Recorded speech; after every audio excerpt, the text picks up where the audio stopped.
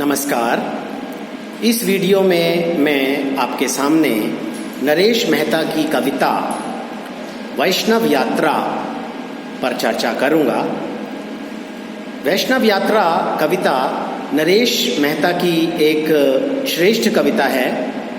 इस कविता में भारतीय संस्कृति और इतिहास के साथ वैष्णव संस्कारों की आस्था को उन्होंने भावबद्ध किया है।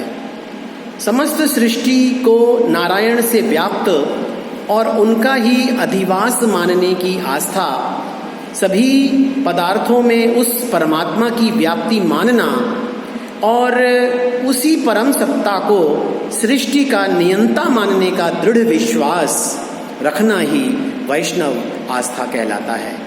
ऐसे संस्कारों का व्यक्ति ही सच्चा वैष्णव कहलाता है, जो सभी पदार्थों को आत्मतुल्य मानता है और सभी से संवेदना, आस्था, विश्वास रखता है। अपनी इस कविता में नरेश मेहता ने जो जो भाव व्यक्त किए हैं वे सभी बहुत महत्वपूर्ण हैं। कवि अपनी आस्था के अनुसार कहता है कि पृथ्वी एक ऐसा शिलालेख या भोजपत्रों की प्राचीन पवित्र पांडुलिपि है जिसमें वेदों के पवित्र सूक्तों को लिखा गया है और जिस पर मानव सभ्यता के ज्ञान गरिमापूर्ण इतिहास का उल्लेख किया गया है। इस विशेषता के कारण ही यह पूजनीय है। कवि का संस्कारशील मन यह भी मानता है कि धरती का प्रत्येक पदार्थ, प्रत्येक वस्तु अतीव पवित्र और पूज्य धरोहर है। फूल जब पैरों के नीचे आ जाता है तो कोई चींटी पैरों के नीचे दब जाती है तो लगता है कि धरती के एक अंग की हत्या हो गई है। वस्तुतः वह धरती तो प्रत्येक पदार्थ की और प्रत्येक जीव की रक्षिका होने से साक्षात नारायणी मूर्ति है। इस दृष्टि से धरती ईश्वर का व्यक्त रूप और वेदों का मंत्रित रूप है। धरती की पवित्र उर्वरा शक्ति और व्यापकता को लक्ष्य करते हुए नरेश मेहता कहते हैं कि इसी धरती पर समय समय पर भगवान ने अवतार धारण किए हैं, प्राणियों के कल्याण हेतु अनेकानेक पुनीत कार्य किए हैं और इसी पर अनेक पुण्य कार्यों का समय समय पर संपादन हुआ है।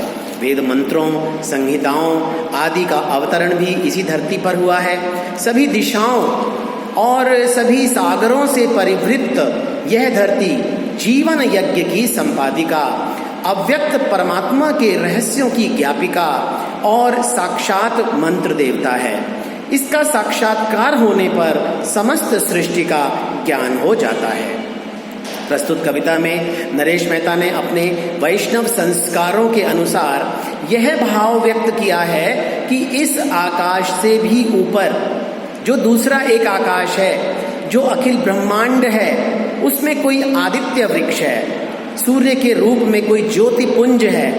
वह ऐसा शाश्वत ज्योतिफल है जो कि आकर्षण से धरती के सारे पेड़ पौधे, दूरबादल और समस्त वनस्पतियों को अपनी ओर खींच रहा है और ये सारी चीजें सदा ऊपर की ओर ही बढ़ती हैं, मानो वे सब उसकी ऊर्ध्वता के लिए सनातन काल से स्वाहा होना चाहती हैं।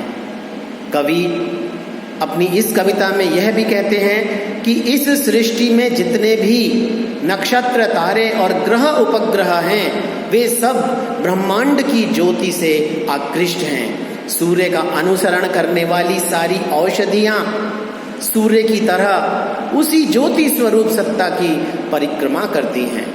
वही समस्त वनस्पतियों की वैष्णव यात्रा भी है, वही उनका समर्पण भाव और लोक यात्रा भी है।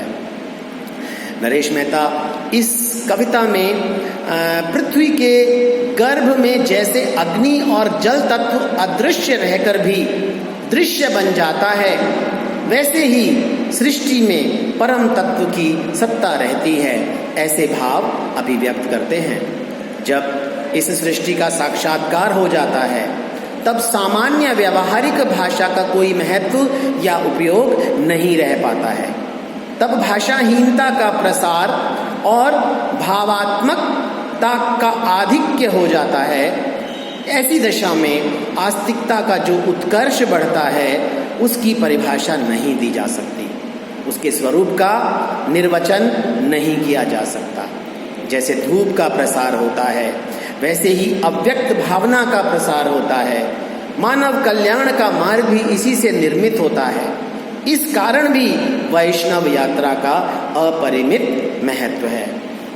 नरेश मेहता का इस कविता में ये भी मानना है कि मरुस्थल में लुप्त हुई सरस्वती की तरह धरती भी पूज्या और स्तवनीय है।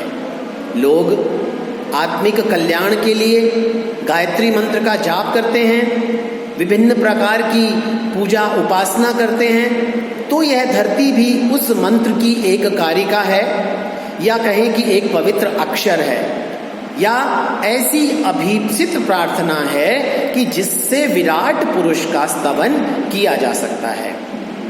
इस कविता में सृष्टि की विधायिका की बात भी नरेश मेहता करते हैं। वो कहते हैं कि यह धरती सर्वत्र एक पवित्र सृजन भाव से फैली हुई है। इससे ही समस्त बीजों का अंकुरण होता है और मातृत्व सुख का आरंभ होता है। मानव शरीर का निर्माण भी इस धरती की मिट्टी से ही होता है। इसीलिए धरती सृष्टि विधायिका और जीवनाधार है। इसलिए हम सभी को अपनी मातृ के समान इस धरती माँ का सम्मान करना चाहिए। नरेश मेहता की काव्य साधना उनके बहुमुखी व्यक्तित्व की परिचायक है। वैष्णव यात्रा कविता में वे सृष्टि रचना, पृथ्वी की महिमा और अपने वैष्णव संस्कारों के अनुसार जो भावाभिव्यक्ति करते हैं वह बहुत अधिक आस्था से युक्त है। इसमें कवि ने भारतीय संस्कृति के आस्तिक पक्ष का उद्घाटन किया है। इस प्रकार नरेश मेहता की यह कविता वैष्णव यात्रा भारतीय संस्कृति और इतिहास के साथ साथ वैष्णव संस्कारों की आस्था को भी भावबद्ध करती है। धन्यवाद।